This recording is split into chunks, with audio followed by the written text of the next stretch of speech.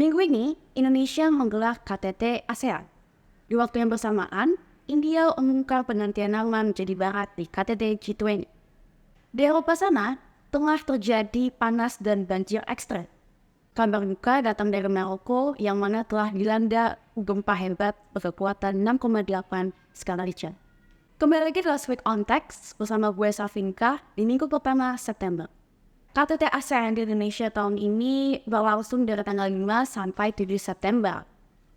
Agenda tahunan ini ditujukan untuk memperkuat kerjasama antara negara-negara ASEAN dan juga negara dari Indo-Pasifik. KTT ASEAN yang diketuai oleh Indonesia pada tahun ini terbukti sukses dengan menghasilkan 93 proyek kerja yang senilai dengan 8,8 miliar US dollar. Yang menariknya dalam KTT ASEAN tahun ini ialah keanggotaan penuh dari Timor Leste, di mana sebelumnya para KTT yang diketuai oleh Kamboja, Timor Leste hanya menjadi pengamat dan tidak mendapatkan hak penuh. Sementara di tahun ini, Timor Leste dapat berpartisipasi aktif pada semua acara dari KTT ASEAN. Selain keanggotaan Timor Leste di ASEAN, terdapat pula pergantian keketuaan ASEAN 2026 yang semulanya itu dipegang oleh Myanmar, namun berganti menjadi Filipina. Hal ini merupakan keputusan dari seluruh anggota ASEAN yang menilai adanya gejolak dan ketidakstabilan dari Myanmar, sehingga keketuaan selanjutnya ASEAN harus diganti dengan Filipina. Selain KTT ASEAN, di waktu yang bersamaan, diselenggarakan pula KTT G20 yang diketuai oleh India. Nah, di luar pembahasan terkait KTT G20, terdapat satu hal menarik di mana di sini India mengumumkan pergantian namanya yang semulanya adalah India menjadi Barat. Nah, sebetulnya kabar pergantian nama ini tersiar dari undangan India yang mana menuliskan panggilannya itu sebagai President of Barat, alih-alih President of India, yang mana India itu kan merupakan nama dari negara tersebut yang sama-sama telah kita ketahui. Sebetulnya, berdasarkan konvensi, penggunaan nama Barat ini sudah awam digunakan dalam skala nasional. Jadi kalau antar India saja itu menggunakan nama Barat. Namun kalau untuk penggunaan nama India sendiri merupakan nama untuk internasional. Untuk tahun ini, Perdana Menteri Narendra Modi mengusulkan untuk mengganti nama India sepenuhnya menjadi nama Barat gitu. Jadi nggak hanya pada level nasional saja, namun juga berlaku untuk level internasional.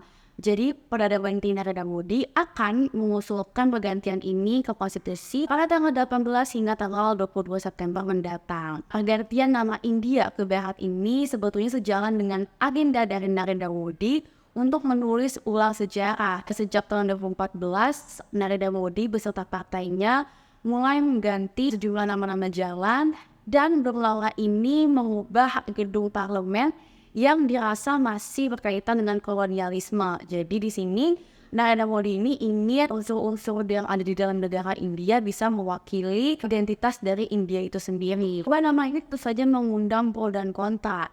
Misalkan dari sisi kontra, terdapat oposisi partai yakni Rahul Gandhi yang mana menganggap perubahan nama India ke Barat ini merupakan sesuatu yang absurd dan hanya bertujuan untuk mengalihkan isu. Eropa Barat tengah menghadapi panas ekstrim, di mana di Inggris sendiri telah mencapai 32 derajat Celcius, sementara di Prancis 42 derajat Celcius yang mana ini merupakan suhu terpanas dari negara tersebut. Sementara di wilayah Eropa lainnya, yaitu di wilayah Eropa Selatan dan juga Eropa Timur, di sini terdapat Yunani dan juga Spanyol yang justru dilanda oleh banjir besar. Nah, misalkan di Yunani sendiri, banjir besar telah berlangsung sejak tanggal 9 September kemarin, yang mana telah menewaskan 11 orang dan memaksa sekitar 2.000 orang untuk mengungsi. Fenomena ini merupakan akibat dari anomali cuaca yang terjadi di kawasan Eropa. Jadi di kawasan Eropa Barat ini yang merupakan titik dari heat wave, menghambat sirkulasi kelembapan udara yang justru teralihkan ke Eropa Timur dan Eropa Selatan. Terjadilah di mana satu titik itu adanya panas ekstrim, yang mana ini ada di Eropa Barat, sementara di Eropa bagian lainnya yaitu Eropa Selatan dan Eropa Timur justru menghadapi curah hujan yang sangat tinggi. Berita terakhir datang dari Maroko yang dilanda gempa besar berkekuatan 6,8 skala Richter. Gempa ini terjadi pada Jumat malam di barat daya Marrakesh yang setidaknya menewaskan 2.100 orang dan bahkan korbannya pada saat ini masih bertambah. Gempa Maroko pada tahun ini yang berkekuatan 6,8 skala Richter merupakan gempa terbesar setelah bencana gempa yang pernah terjadi pada tahun 1960-an. Saking besarnya gempa ini, bahkan terdapat satu desa yang rusak total. Merespon hal ini, banyak pihak yang turut bersimpati dengan membantu korban gempa Maroko. Misalkan beberapa negara seperti Inggris dan Perancis, dan juga di sini terdapat pesepak bola Ronaldo yang juga membantu untuk meringankan beban dari korban gempa. Sekian untuk minggu ini dari gue Safinka. Sampai berjumpa nanti di Last Week on Text minggu depan.